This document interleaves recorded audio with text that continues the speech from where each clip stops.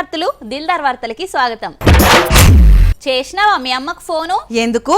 పైసలు బాగానే ఉన్నాయట కదా. ఆళ్ళే పైసకు ఓ రాములా భగవంతాన్ అంటుంటే పైసలనికేసిర్రా నీ మాటలు గాని. ఎందుకు కవర్ చేస్తావు చెప్పు, నాకు వాటా ఏం వద్దు గాని. వాటలేదు తూటలేదు, ఊళ్ళల్లా శేణు శల్క పని చేసేటోళ్ళ కాడ రూపాయలు ఉరుకులాడుతున్నాయని ఎవరన్నారు చెప్పు నీతోటి? ఎవరన్నారా? వాళ్ళ పేరు చెప్తే నాకు ఇట్లా ఇస్తావా ఏంది? ఇస్తా గాని చూపట్టు.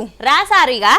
తెలంగాణలో కాంగ్రెస్ పార్టీ పవర్లకు వచ్చినాక ఆడోళ్ళదే రాజ్యం నడుస్తున్నదట.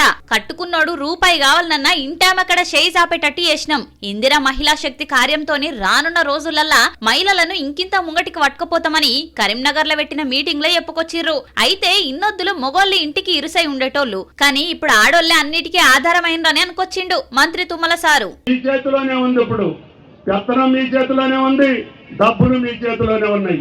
మా వాళ్ళ చేతుల్లో ఏమీ లేవు. మిమ్మల్ని అడుక్కొని చేసుకోవాల్సిన పరిస్థితి వచ్చింది మాకు సీతక్క పేరు మీద. కాబట్టి సీతక్క పెట్టే కార్యక్రమాలన్నీ మీకు ఇస్తుంది, మా వాళ్ళేమో మిమ్మల్ని అడుక్కోవాల్సిన పరిస్థితి వస్తుంది. ఇంతకు ముందేమో మీ ఆయన్ని అడుక్కొని మీరు బయటికి వెళ్ళాలి, ఇప్పుడేమో మిమ్మల్ని అడుక్కొని మేము వ్యవసాయం చేసే పరిస్థితికి వచ్చినాం. అయినా సరే మాకు సంతోషం. మా ఆడబిడ్డ మా మహాలక్ష్మి ఆ చిరునవ్వుతో ఉంటే చాలు. తెలంగాణ ప్రభుత్వం కలకాలం కాంగ్రెస్ పార్టీ పాలించాలి, మీ యొక్క జీవితాలు బాగు చేయాలి. సారోళ్ళ ఇంట్లో కూడా మేడం పెత్తనమే కావచ్చు, బాగానే చెప్తున్నాడు. అయినా ఆడోళ్ళ పెత్తనం ఉంటే అన్ని తీర్లు చూసుకుంటారు కదా. అవును సీతక్క, అప్పుడెప్పుడో చీరలు ఇస్తాము అని అంటిరి, ఏమైందక్క? మీ చీరలు ఏడు కట్టుకుంటామా? పెద్ద పెద్ద వాళ్ళు కొంత గోసు పెట్టుకునే చీరలు, పెద్ద మూరలు అవి వేరే, మన మహిళా సంఘం సభ్యులై ఇంకా చిన్న ఏజ్ వాళ్ళు కట్టుకునేవి కూడా 2 రకాలుగా చేయిస్తా ఉన్నాం. అట్లనే లేకుంటే ఎప్పుడో ఇది వరకు ఇచ్చేవాళ్ళం, కానీ ఈ సంవత్సరం లోపు, ఈ 2-3 నెలల లోపు తప్పకుండా ఇస్తాం. అదన్నట్టు ముచ్చట మహిళా సంఘాల చేతులకు బస్సులు ఇచ్చిండ్రు. ఇవే కాదు, రానున్న రోజులల్లా ఆడోళ్లను కోటీశ్వరులను చేసేదాకా నిద్రపోమంటే నిద్రపోము అని అంటున్నారు మంత్రులు. దీపం ఉన్నప్పుడే ఇల్లు చక్కబెట్టుకోవాలని అంటారు కదా. పెట్టుకోవాలి మరి, ఆ తర్వాత రాముడెవడో రంగడెవడో. బతికేతందుకు కూడు గూడు గుడ్డమందం ఉంటే ఏం కాదు గాని వచ్చేది గోరంతా, సంపాదించేది కొండంతున్నది కొందరు కథ. అవి అందరికి రావురా, కొందరికే వస్తాయి. మస్తు పైసలు కమాయించే పోస్టులు చేయబట్టి పైసల సంచులు కొందరు కాడ గుట్టలే వెళ్తున్నాయి. ఇప్పుడు ఏ అధికారి దొరికిండ్రా? చెప్తా చూడు, ఆయన ఆస్తులు అంతస్తులు చూస్తే అబ్బర బిడ్డో అని అంటావు.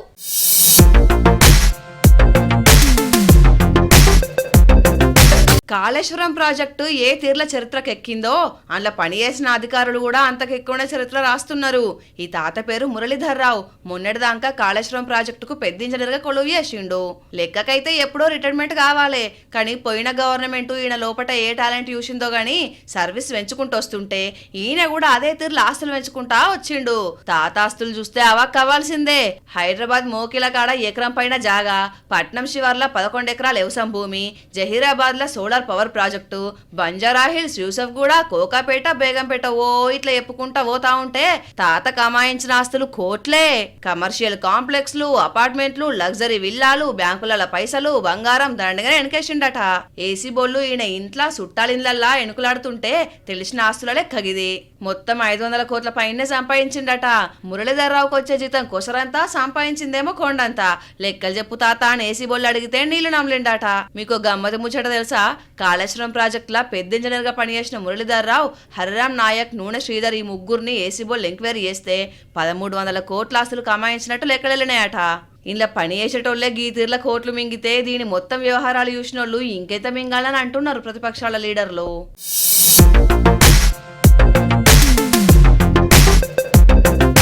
ఇప్పటి బుడ్డ పిల్లల్ని చూస్తుంటే భలే ముద్దొస్తున్నదిరా. ఎందుకో? చిట్టి చిట్టి మనుషులు బుజ్జి బుజ్జి మాటలతోటి తీరు గెటప్లతోటి ముద్దుగా కొడుతున్నారు. ఇప్పుడేం వేడుకలని పిల్లలందరూ గెటప్ లేసిండ్రు. 26 జనవరి 15 ఆగస్టుకు మాత్రమే అల్లూరి సీతారామరాజులు, భగత్ సింగ్లు బయటకు వస్తారని అనుకుంటున్నావా ఎట్లా? ఏ కాదు గాని చూస్తుంటే ఇప్పట్లో వేడుకలు ఏం లేవు కదా అని అంటున్నా గంతే. ఎందుకు లేవు? ఈ ఆషాఢం అంతా బోనాల పండుగ లేదా? ఉన్నది. అయితే అయితే కొమరంభీం జిల్లాలో చూడు, బోనాల పండుగను బుడ్డోళ్ళు ఎంత సంబరంగా చేసిర్రో.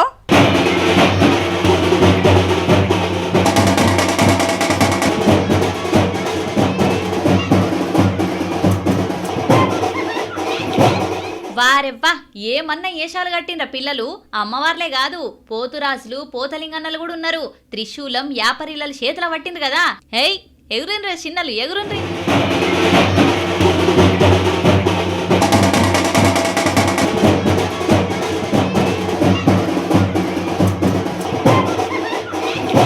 బ్యాండ్ బ్యాండ్ బాజాలు పెట్టుకొని బడి పిల్లలు టీచర్లు అంతా కలిసి పోషమ్మ ఆలయంలో మొక్కులు పెట్టిండ్రు. ధూమ్ధామ్గానే చేసిండ్రు గాని మరి భవిష్యవాణి ఎవరు చెప్తారో.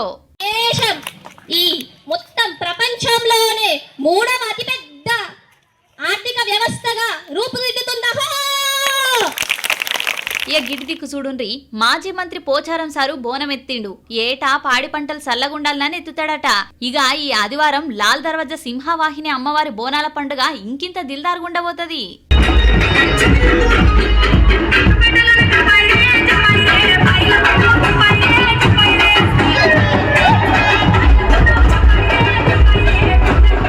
కంటే కూతుర్నే కనాలని అన్నారు వెనకటి రోజులల్లా. వెనకటేంది, ఇప్పుడు కూడా గదే అంటున్నారు. నువ్వు వెనకటి మనిషివి కాబట్టి వెనకటి లెక్కలలో ఉన్నావు. ఇవాళ రేపు సభ్య సమాజం అట్లా లేదురా.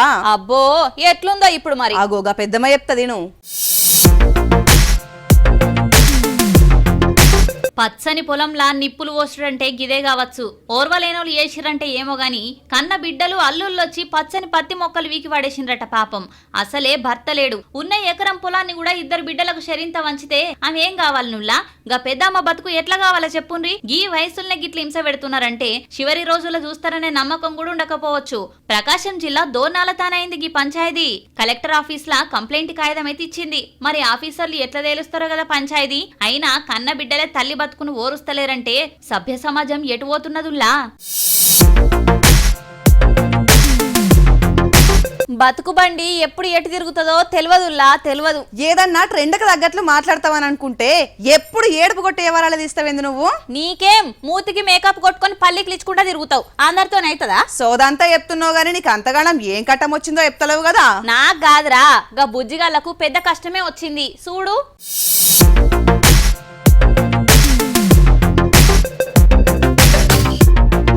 అగో పాపం, అందరు సంచులు చదువుకొని కూర్చున్నారు.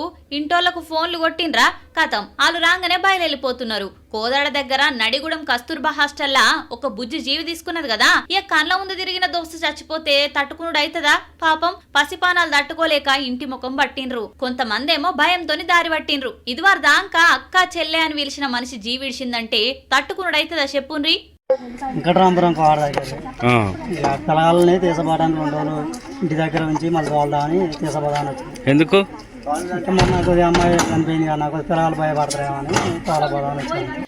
మరి గా బుజ్జి ఎందుకు గట్లా చేసుకున్నదో ఇంకా తెలియలేదు గాని గీ బుజ్జిగాళ్ళు మాత్రం ఉండలేకపోతున్నారట. పంతుళ్ళు హాస్టల్లో పనిచేసేటోళ్ళు ఎంత ఆపినా ఆగుతలేరు.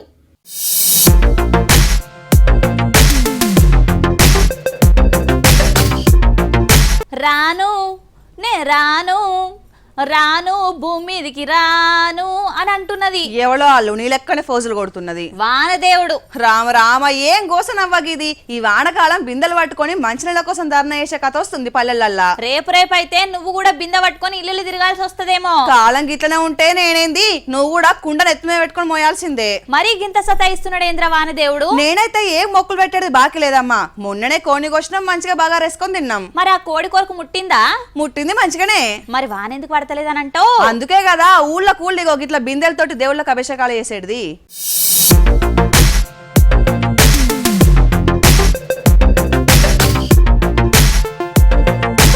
బండెనక బండి గట్టి ఎక్కడికి పోతున్నారు? అగో వామ్మో, ఇన్ని బిందెలు ఎత్తుకొని వస్తున్నారు. వీళ్ళంతా ఎక్కడికి పోతున్నారు, ఏం చేస్తున్నారు అని అంటే వానదేవుణ్ణి భూమి నుంచి దివికి రమ్మని మహబూబ్ నగర్ జిల్లా ఆలంపూర్ దగ్గరలో నూరోళ్ళు కృష్ణానది నుంచి నీళ్లు తీసుకొని వచ్చి గ్రామ దేవతలకు అభిషేకం చేసిర్రు. నీళ్లు తెచ్చే ముందు బిందెలన్నీ ఒక దగ్గర పెట్టి ఇట్లా ఆటాడి వర్ణదేవుణ్ణి వేడుకున్నారు.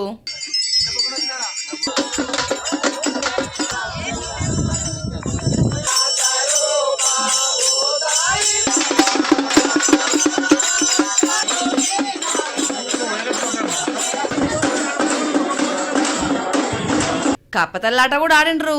ఏందే పెద్ద మనిషి కాలం గిట్ల సతాయించబట్టే పంటలేమో ఎండిపోవట్టే.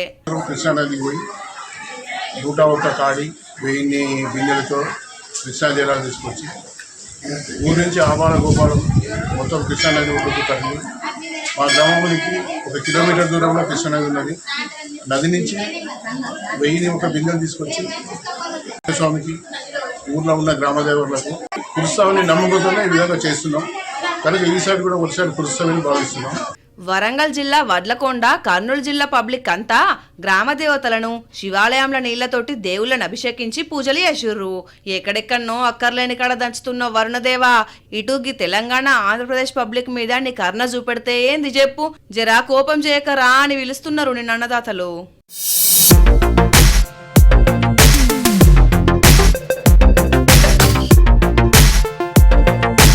ఇవులా ఇలాంటి దిల్దార్ వార్తలు మళ్ళొచ్చే దిల్దార్ వార్తల మళ్ళా కలుద్దాం. అంతవరకు చూస్తూనే ఉండండి వనితా టీవీ.